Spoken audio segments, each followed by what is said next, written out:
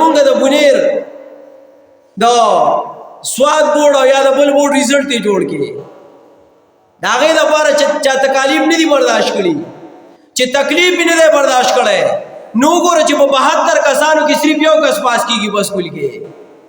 دا ولې تکلیف نه دی برداشت کړي مهنت نه دی کړي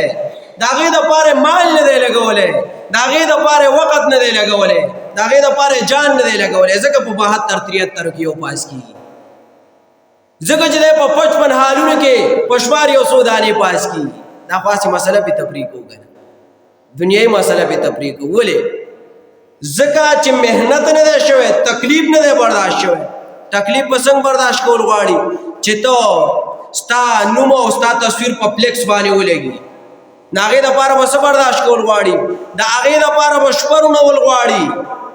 دا هغه د پاره بمال لګول غواړي مال په بادام او په پسته باندې لګول غواړي دا هغه د پاره بدو وړ انګولي نه پال کول غواړي وړ په پرې خودل غواړي سپور خوراک په کول غواړي په ذهن په بوج را وستل غواړي ځان ملک چې تکلیف کې اچول غواړي او بیا ورسته وخت ورکول غواړي چې تلاړ شي امتحان ورکې کوله دا غي نه ورسته به ریزلټ اوټ کیږي لکه یو پکې کنه التدی انا کولې پیل شي سو پیپر دی پیل نه 4 ریزلټ ولا موږ کتا شپږ پیپر یې پیل وي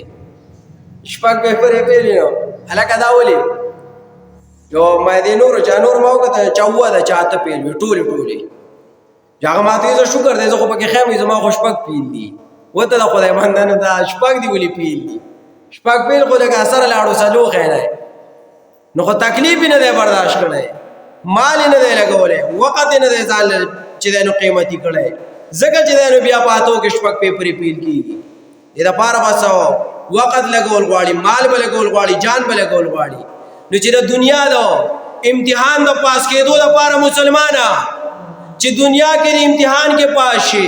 بورډ کې ته پاس شي پټا پوزیشن باندې راشه داغه د لپاره تکالیف دی رہے داغه د لپاره سو کال هاستلو کې دی رہے داغه د لپاره سو کلونه یونیورسيټو کې دی رہے او داغه د لپاره پی ایچ ډی کې داغه د لپاره ماستر کې ایم پیل کې سی ایس ایس کې بل کې او بیا پس الی اخره واله ایټسټرا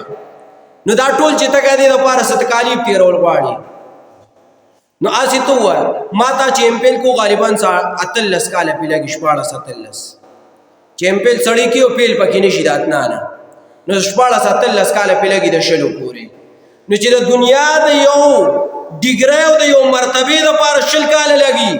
د دنیا د یو ډیګری د لپاره دومره وخت لګي د دنیا د ډیګری د لپاره دومره مال لګي دا هغه د لپاره ماشوم لګره کیږي دا هغه د لپاره مسافر کیږي یونیورسيټي او هاستل کې دی راکیږي او هغه له دومره فیسیلیټیز اویلیبل کیږي نو کم از کم چې په آخرت کې ته یو غاټ ډیګري اخلي چې د ټولو مسلمانانو د پاسه ولاړې د ټول قوم د پاسه ولاړې ال د پیل سیډستا تصویر راځي مغه ته شو کیږي د الله د عرش د سوري د لاندې ودرېږي دا غي د پاره بم سوقته لګول غواړي هغه د پاره بس کول غواړي سوقت لګول غواړي